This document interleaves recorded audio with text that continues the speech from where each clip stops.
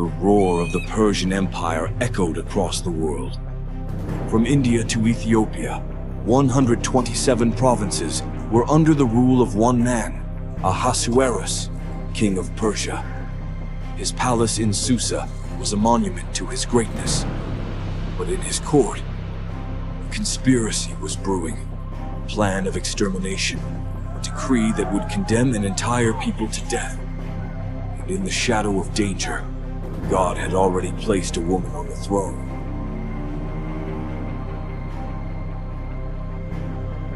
A grand banquet of King Ahasuerus, luxury and opulence.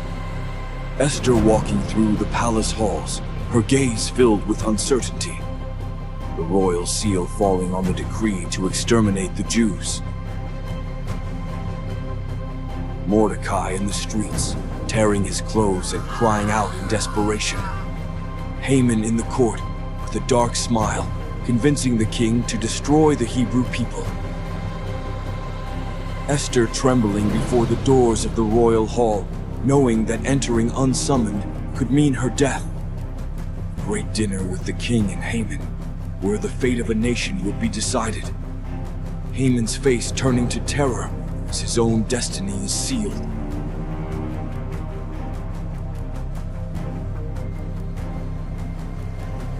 It is the story of a woman called for a time of crisis. A woman who faced fear, risked her life for her people. The fate of a nation depended on a decision: to speak or to remain silent, to live or to die. The enemy had sealed their plan. God had already prepared the victory. How did an orphan become a queen? How did betrayal nearly destroy an entire people? How did an invisible God change the course of history? This is not just an ancient tale, it is a message for our times.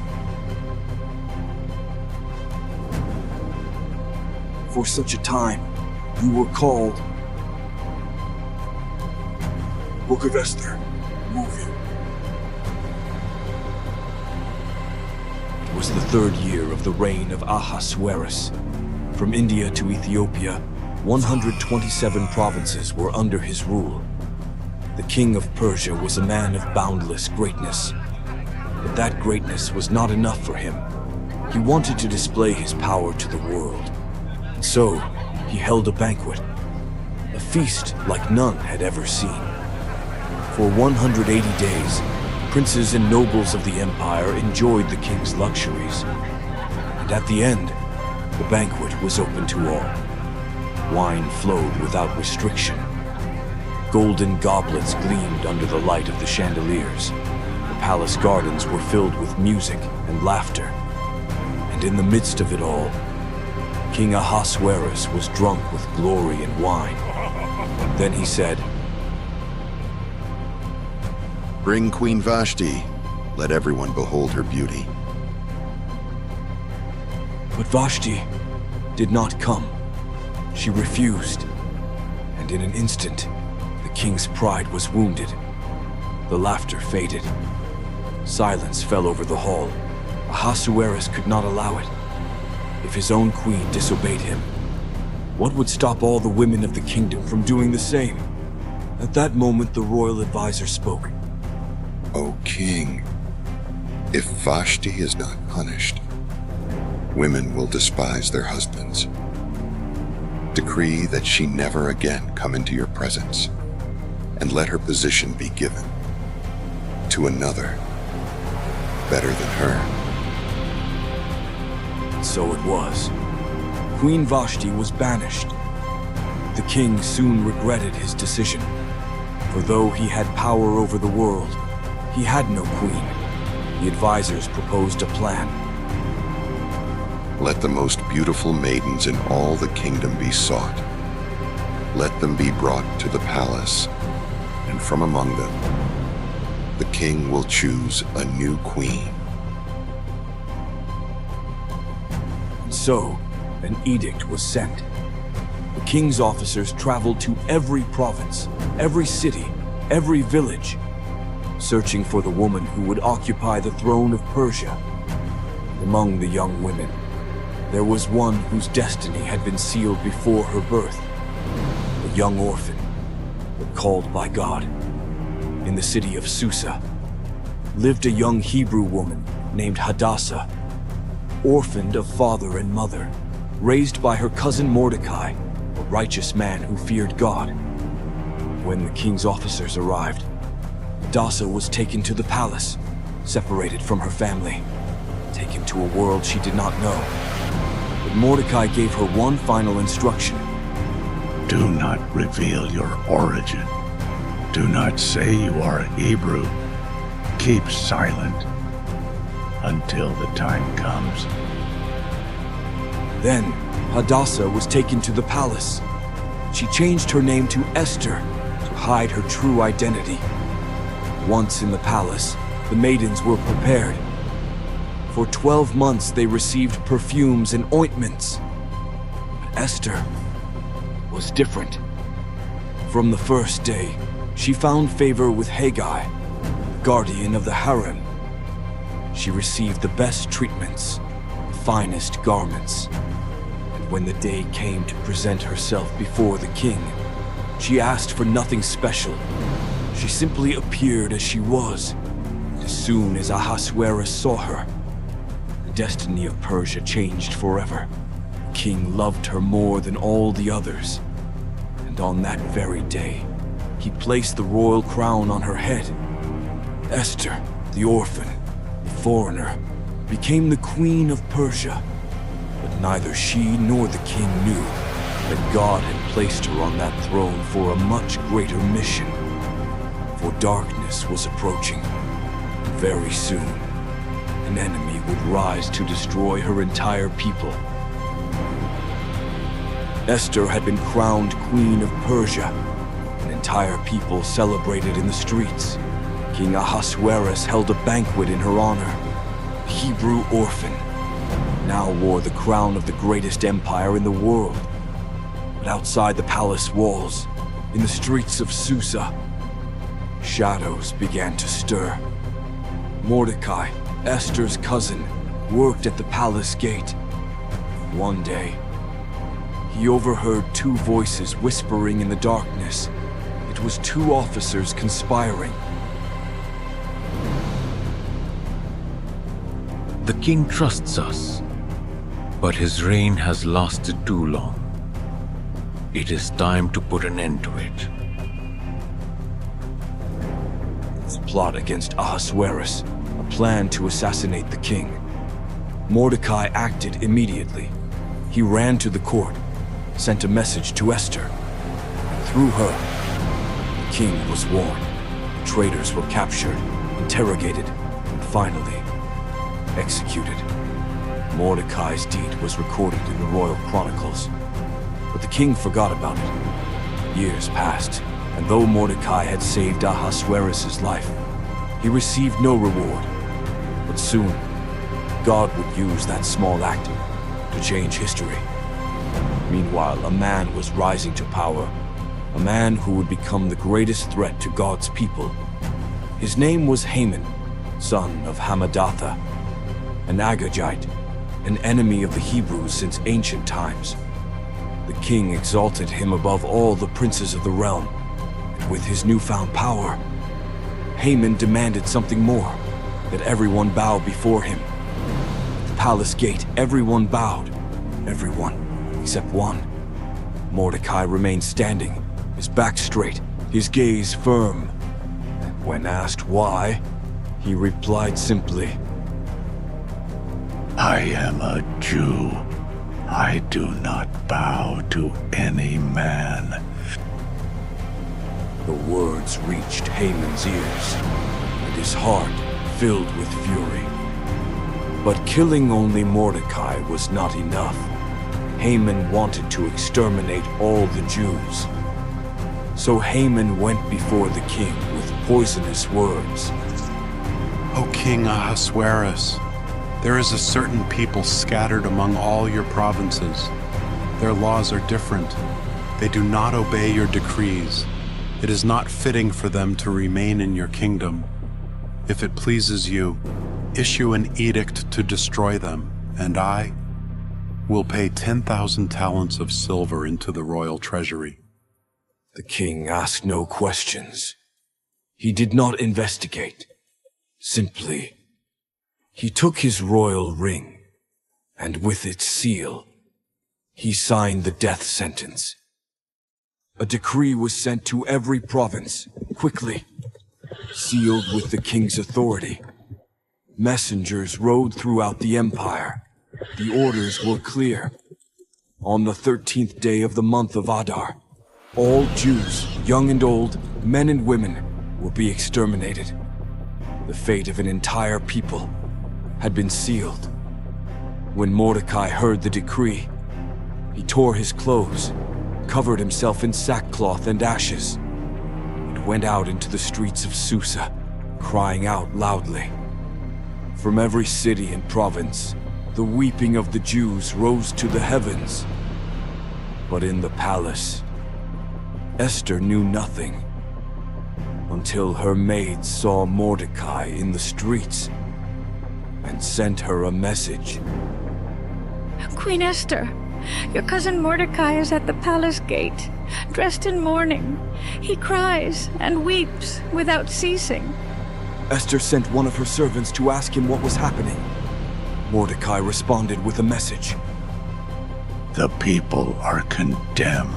The king has signed their extermination. Esther, you must go before the king and plead for your people. Esther's heart pounded, because what Mordecai was asking was impossible.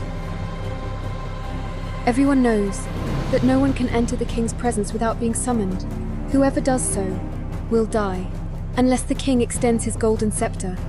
And I have not been called before the king in 30 days. Mordecai sent one final message, one that shook Esther's soul. Do not think that you will escape because you are in the palace. If you remain silent at this time, relief and deliverance will arise from another place. But you and your father's house will perish. And who knows if for such a time as this, you were brought to the kingdom. Esther fell silent. Those words pierced her heart. It was true. She had been brought to the palace.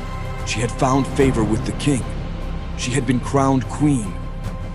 Perhaps not by chance. Go and gather all the Jews of Susa. Fast for me for 3 days and 3 nights. I and my maids will do the same. And then I will go into the king's presence, even though I have not been summoned. And if I perish, I perish. The decision had been made. Esther was ready. Now, she was heading to face her destiny. 3 days had passed. 3 days of fasting. 3 days of prayer. 3 days where Esther prepared her heart and said goodbye to her life. Because now, she was walking toward death. The great throne room was illuminated with golden lamps. King Ahasuerus sat on his throne of ivory and silver. The guards watched every detail. No one could enter without being summoned. No one could approach the king without permission. Punishment was death. And then, the doors of the hall opened.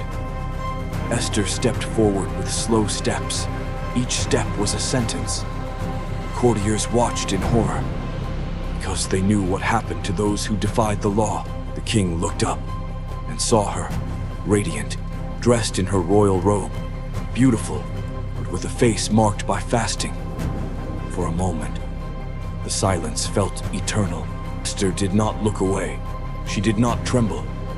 And in that moment, the fate of an entire people hung on a single gesture. The golden scepter, or the sentence of death. The king looked at Esther, and something in him was moved. Then, he extended his golden scepter. The entire room exhaled.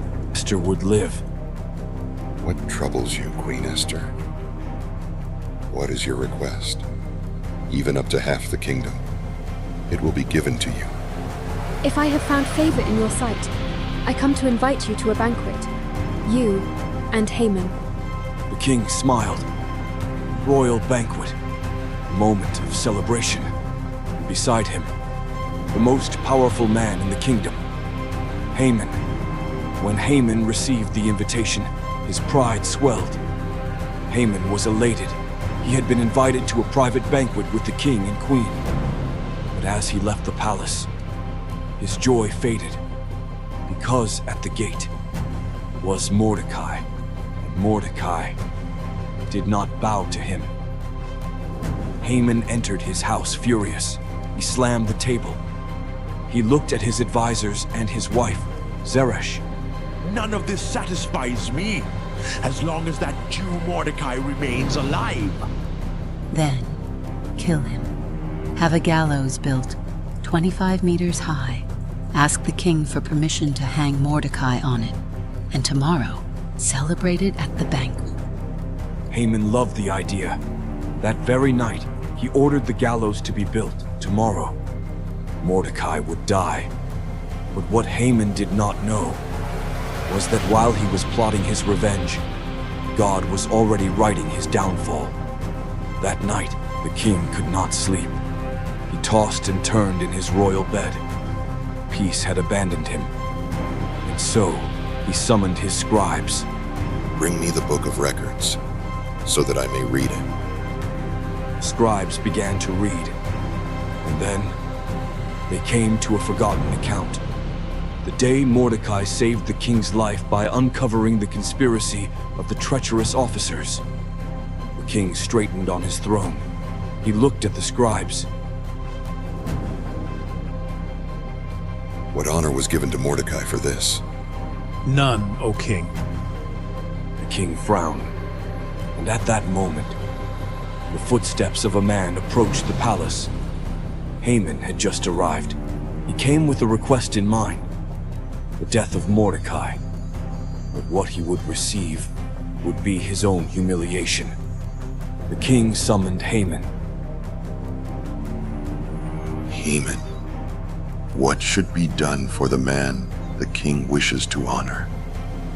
Haman's heart swelled with pride, because he thought, surely the king wants to honor me.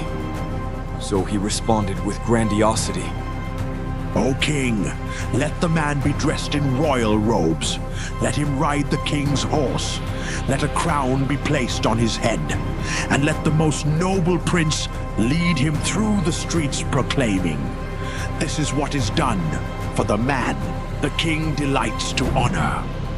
The king smiled, said, Excellent idea, Haman. Go now and do this for Mordecai, the Jew. Do not omit anything you have said. There was absolute silence. Haman's blood ran cold. His world crumbled. But he had no choice. That very morning, with a face pale from rage and shame, Haman dressed Mordecai in royal robes. He mounted him on the king's horse and led him through the streets of Susa, proclaiming.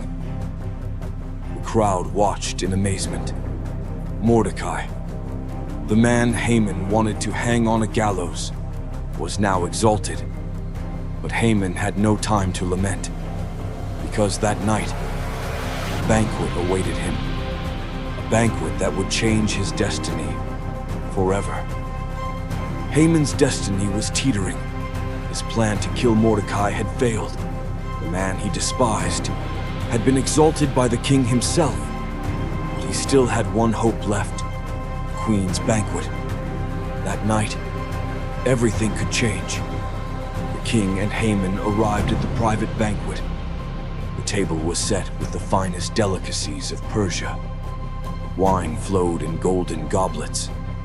But though the atmosphere was festive, Haman's heart was uneasy, because he knew something was not right. And then the king spoke. Queen Esther, what is your request? Even up to half the kingdom, it will be given to you. Esther took a deep breath. This was the moment. Her entire people depended on her words. If I have found favor in your sight, if it pleases you to grant my life, save me and my people, for we have been sold to be destroyed. to be annihilated. If we had only been sold as slaves, I would have remained silent. But I cannot stay silent when death looms over us. There was silence in the hall. The king's face hardened. His hands gripped the edges of the table. His voice roared with fury. Who is the man who has done this? Who has dared to lay his hand on my queen? Esther turned slowly, her eyes fixed on Haman. With a voice that echoed through the room, she said, The adversary and enemy is this wicked Haman. Haman's face turned pale. The air seemed to vanish from the room. Fear ran down his spine, because he realized he had been exposed. Haman, do you dare to conspire against my queen here in my own house? The king rose in anger and stormed into the garden. Haman collapsed to his knees. His arrogance had vanished. Now he begged for his life. He clung to Esther's feet. Queen, don't let them kill me, please! But at that moment, the king returned to the hall. And when he saw Haman clinging to Esther, his fury exploded. And now, do you also dare to assault the queen in my presence? Haman's fate was sealed in that instant. The guards covered his face. Because in Persia, when a man's face was covered, it meant he was condemned to death. Then, one of the king's eunuchs spoke. O king, Haman has built a gallows 25 meters high to hang Mordecai there. The same Mordecai who saved the king's life. The king frowned, and with a cold, firm voice he decreed, Hang Haman on the gallows he himself prepared. Deserves to die. The guards seized Haman. They dragged him out of the palace. And there, on the gallows he had built for Mordecai, Haman was hanged. Thus ended the man who dared to defy God's people. But the battle was not yet over. Though Haman was dead, the king's decree still stood. In a few months, the enemies of the Jews would rise against them, and on the appointed day, the extermination would begin. Esther risked her life once more. She appeared before the king again, and with tears in her eyes she pleaded, If I have found favor in your sight, revoke Haman's edict. Do not let my people perish. The king could not annul a royal decree, but he could issue a new one that would change history forever. Hear my word. From this day, the Jews shall have the right to defend themselves. They may take up arms. They may fight against their enemies. And anyone who tries to harm them shall be destroyed. The message was sent to every province, from India to Ethiopia. The Jews rose up with courage, and when the appointed day came, the enemies of the Jews, originally incited by Haman, attacked them, but the Jews defended themselves and prevailed. In the capital, Susa, the battle lasted 2 days. The Jews killed 75,000 enemies across the empire, including Haman's 10 sons, who were publicly hanged. Their enemies were defeated. There was no looting or excessive vengeance. The Jews acted only in self-defense. God's people prevailed. The curse that Haman had pronounced turned against his own followers, and throughout the land, the Jews celebrated the great victory. They had light and gladness, joy and honor. Mordecai was exalted. He became second only to the king.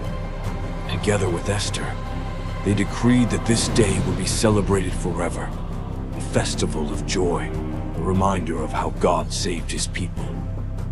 Since then, every year in the month of Adar, the Jews celebrate Purim, the day when death turned into life and sorrow into joy. Because though God's name was never mentioned in this story, his hand was always guiding the destiny.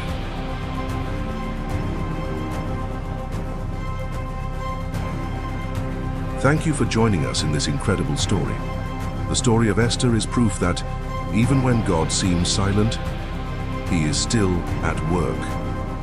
And that, in the darkest moments, he has placed us in the right place at the right time for a greater purpose. This project has required great effort from our team. Every scene, every word has been crafted with love and passion, because we believe these stories remain alive today. If this movie has touched you, if it has inspired you, share it, give it a like, leave a comment, and subscribe to the channel, because this is not the end. Very soon, we will release the movie about Nehemiah, where you'll witness how one man rose to restore the walls of Jerusalem, facing threats, conspiracies, and opposition. And before you go, 2 specially chosen videos will appear on the screen. If you want to explore the most striking prophecies of the Bible, don't miss the movie about the apocalypse, where we delve into the events of the end times and their significance for us today. And if you enjoyed this movie, you'll also love the story of Daniel, a man who stayed faithful to God in the midst of a pagan empire, faced lions, and received visions about the end of days. Both are highly recommended, so pick one and continue uncovering with us the mysteries of God's Word. We'll see you in the next video. May God bless you. Amen.